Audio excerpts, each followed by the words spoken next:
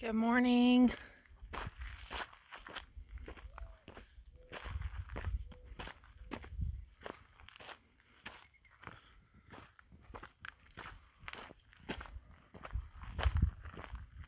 Just felt like turning my camera on and saying hi. This trail has a lot of more animals than people, let's put it that way. And a huge difference between animals and people is that animals are free. Animals express their freedom.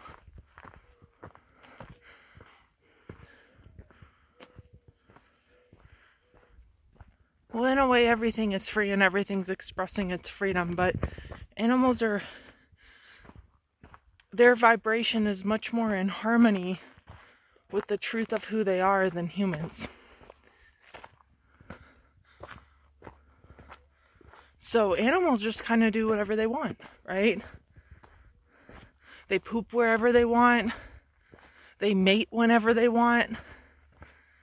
They are primarily concerned with food and territory, which is what they have in common with us, with humans, food and territory. One thing they don't have in common in terms of the survival instincts is that humans also have psychological survival incorporated into their genetic makeup. And psychological survival, well, that's the false self that we're describing that animals don't have, which makes them express their freedom in a much more genuine way. I mean, that's why people love their pets. They're fascinated with all kinds of creatures. And I'm definitely not talking about hunting or that battle between humans and animals. I'm not going to get into that. But I want to talk about psychological survival because it is the realm and the framework within which most humans limit themselves to. So, the need to appear more, for men, stronger and dominant, for women, more feminine and gentle, and our propagation of the human species is becoming more and more limited to men and women relating to each other through their psychology. So it plays a huge factor in the evolution of the human species, actually. And strength, I mean, it is also animalistic. We have, elks and horses and all kinds of animals battling for that physical component of the mating ritual, right? And birds, as you know, the males tend to be much more colorful than the females to attract their mate. So that's not really what I'm pointing to. I'm more talking about power plays, psychological power plays, who you think you are, your self-worth, your self-concept, your image that you hold of yourself. That image contains, embedded within it, the formula for the likelihood of how the human behavior is going to pan out. So, if we're interested in the relative framework, which is where a lot of people get stuck in non-duality, okay? They recognize the freedom that they are. They completely ignore and refuse to assess their psychological framework. And a lot of dysfunctions and pathologies come out because of that. So a lot of times, especially in this case, while the system was already kind of moving towards mental health and wellness, it ended up in a much larger focus towards that post, non-dual recognition, because what happens is that these things become transparent. They become transparent. So you can see your psychological framework a lot clearer when it's impersonal. When it's an impersonal framework. So when we're looking at that, it starts to shift. Atoms, good morning. Atoms shift when they become a focal point of awareness, when they start to get observed. Okay, this is quantum physics, I think. They shift.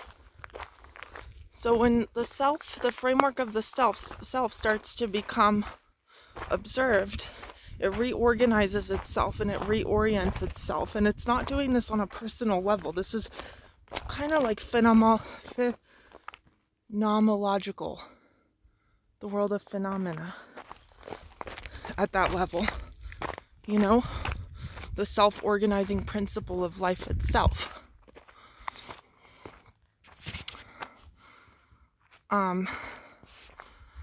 So where am I taking this? Let's see here. Let me situate myself a little better.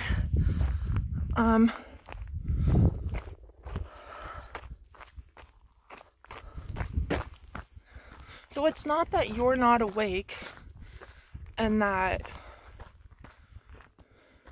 you're still stuck and suffering and not enlightened. Actually, there's no such thing as that. There's just apparent shifts in the structure of the psychological framework that result from consciousness becoming aware of itself. Right? So it's not that that's happening to you. That you're becoming aware of your limitations, of your habits, of limiting beliefs and stuff like that. It's just simply that's the natural evolution of a harmonious expression of the truth of who you are. Right? And so when we go into that realm of psychology, we're working with the dualistic energies. We're working with the positive polarity and the negative polarity. The unconscious or subconscious and the conscious. The lunar and the solar. The light and the dark. That's the psychological framework. Time. Start and end. And so that's where you get into a realm of, again, phenomena, manifestation, human experience. That's a dualistic perception. It's a dualistic world when it's being experienced through the framework of the limited human. So like if you're, let's say, predominantly negative in the sense that you negate things, and that would come obviously from the not enough story, I'm not enough, wherever that originated from. A teacher gave you an F, or the parent punished you for not matching up to their expectations, or so forth. And if that negative trait becomes dominant, then we're looking at the negative polarity of expression. We're looking at, lack, poverty. We're looking at never really getting our needs met. And what's being projected out into the world is that not enoughness. So you're constantly perceiving whatever it is that you're looking at through your own limitations. So everywhere you're looking, everyone who you're interacting with is within that framework. If, on the other hand, you had a self-affirming childhood and, didn't experience any huge trauma through the parental structures, or rather, let's say if you did experience trauma, but you had the resources in the moment to recover and understand your trauma, then the likelihood is that you're expressing that positive polarity, right? So you're having more harmony, more abundance, and stuff like that. And you're seeing people mostly in positive frameworks. And that's what's getting projected into your reality and getting experienced. So,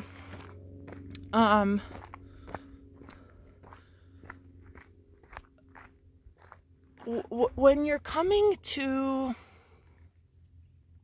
when you're coming to schools of thought like quantum physics, law of attraction, manifestation, and stuff like that, it's totally cool if you're working on that positive polarity and you're using tools in order to affirm the reality that you want to be experiencing. I think that's a healthy thing to do. But what you have to become aware of is, firstly, whether or not there's a shadow that's getting repressed in that process, okay? Because if there's still darkness and actually core identity features that are rooted in that negative polarity, those are going to have to come up before you can start circulating within that positive polarity. So that's the first thing. And then the second thing is, this journey has to come from the truth of who you are, which means it's not planned, it's spontaneous. It comes without control. It comes without a plan. It comes from the spontaneity of living in each moment and seeing each moment as whole and complete, right? So this isn't like you're creating a plan for your abundance. You're creating a plan for your, perfect path of life. That would fall away if it was coming from the intrinsic nature of your true identity. Okay, this path of the positive polarity would become a spontaneous, natural evolution of the recognition of the truth of who you are. Okay?